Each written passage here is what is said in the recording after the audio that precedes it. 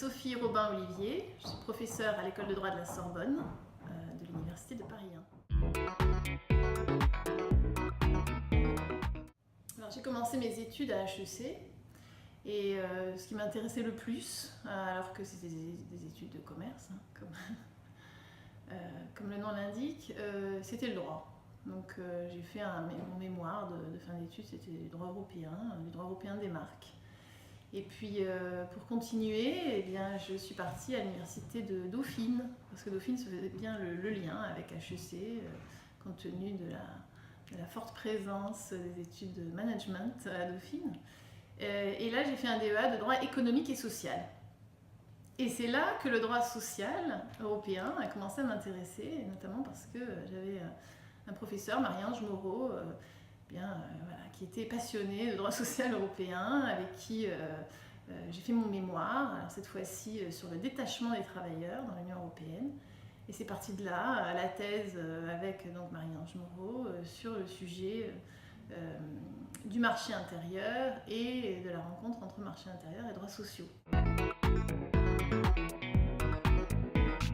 À l'époque, quand je dis à l'époque, c'était en 1992, ça commence à remonter sacrément.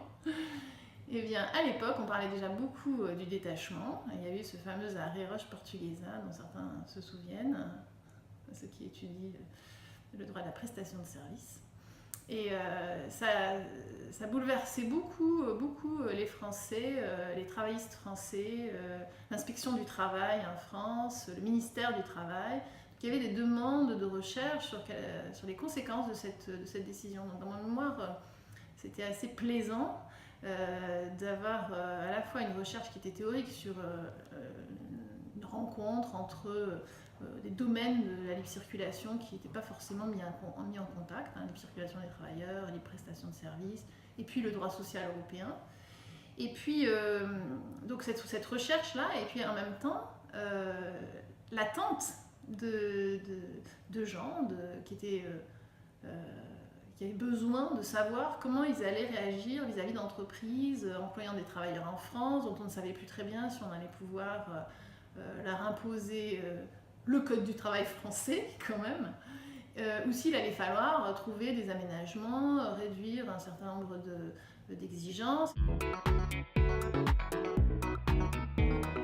C'est ce que j'aimais, et ça renvoie à une autre des questions intéressantes peut-être pour les chercheurs en droit européen, c'est le droit en général d'ailleurs, hein, c'est ce lien entre la vie concrète du droit et ce qu'on peut apporter lorsqu'on travaille profondément sur un sujet en mettant tous les éléments, toutes les sources relatives à ce sujet en rapport, en essayant de les expliquer, de les clarifier, donc de trouver des articulations. Donc ce travail, on dirait théorique, mais c'est pas théorique tellement, c'est ce travail de recherche, d'analyse, quand il est mis en regard ou quand il est en liaison avec une attente de la mise en œuvre concrète du droit, de la part de ceux qui mettent en œuvre concrètement le droit.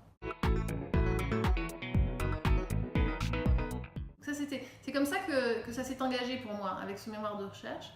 Et puis ensuite une thèse, donc avec Marie-Ange Moreau, et cette fois-ci sur l'égalité, le principe d'égalité en droit de l'Union européenne. Mais c'était un principe d'égalité, comme à l'époque il était assez, cantonné quand même par rapport à ce qu'il est aujourd'hui. Hein. Il y avait l'égalité, le principe général d'égalité, puis il y avait l'égalité dans le marché. Et les développements qui sont maintenant couverts par le droit à la discrimination étaient assez marginaux.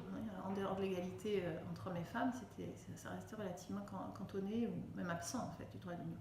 Donc c'est ce sujet-là qui m'a intéressée pendant plusieurs années. Et ensuite, c'est comme se déroulent les carrières qui vont bien des enseignants-chercheurs après la thèse. Si on peut, on trouve un poste, ça a marché bien pour moi. J'ai été à Nanterre comme maître de conférence et puis ensuite j'ai passé l'agrégation de droit privé et non pas de droit public, contrairement à ce que peuvent penser la plupart peut-être des chercheurs en France qui font du droit européen. On peut aussi faire du droit privé.